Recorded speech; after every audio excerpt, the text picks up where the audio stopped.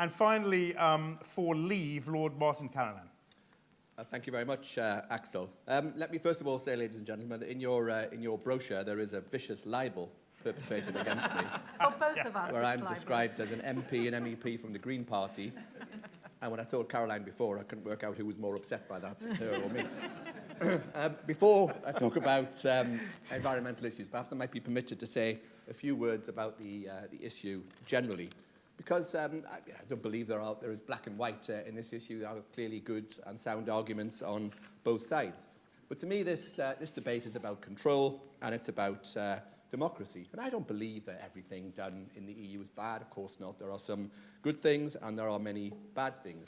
It was introduced as an experiment in supranational democracy as a consequence of the terrible wars in the early part of the 20th century, in the 1950s. We joined in the 1970s. But, ladies and gentlemen, it is failing. Never has the EU been less relevant in the world. Nobody has copied the model.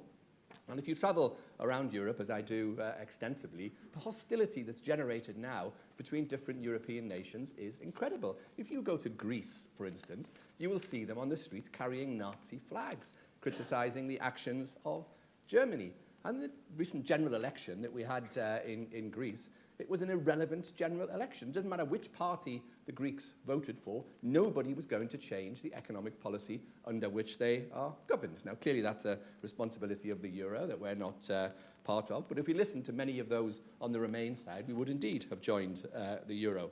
And let me say first, as well, that in response to the comments from the Remain campaigners, neither Michael nor myself or most people on the Leave side are petty-minded little Englanders. Nobody is arguing against cooperation with other European countries or indeed other worldwide countries. Of course, we have to peacefully coexist and work with them on issues where we have a mutual interest. And that's the normal state of affairs everywhere else in the world. New Zealand is not about to join Australia. Nobody calls them petty-minded little New Zealanders because they don't wish to federate with Australia. They work perfectly happily together. Canada and the US have a great amount of cooperation. Nobody calls them sort of Americo-skeptics because they don't wish to submerge their national structures with that of the US. So we're entirely in favour of cooperation where it's required and working together to solve common problems. But that doesn't mean to say that we have to have a supranational governance, generally involving people either nobody voted for or, in the cases, people who've actually had to lose an election, in the case of Neil Kinnock, Peter Mandelson,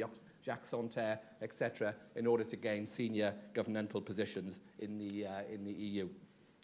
And moving on to environmental policies, my colleague already talked about some of them. So put aside whether you're in favour of policy A or policy B. Caroline said that we need to be in the EU because it does lots of great things that she couldn't persuade the electorate to vote for in this country. That's the essence of what she said. You know, David Cameron may not, I don't know, be opposed to certain green policies. But at the end of the day, the government that we have is the government that we all voted for. I didn't like the fact that we had a Labour government. They did lots of things that I didn't like, but they were democratically elected in this country, so I had to put up with it as a concerned citizen of this country. What she is in fact saying is she needs the EU as a supranational authority to implement policies that she can't persuade the rest of us to vote for in this country. The Common Agricultural Policy, still responsible for 40% of the EU budget, despite recent reforms, is an environmental disaster. Even Friends of the Earth, hardly an organisation which I would normally agree, called it an environmental disaster. The problems with it are legendary. We still spend 200 million a year subsidising tobacco farmers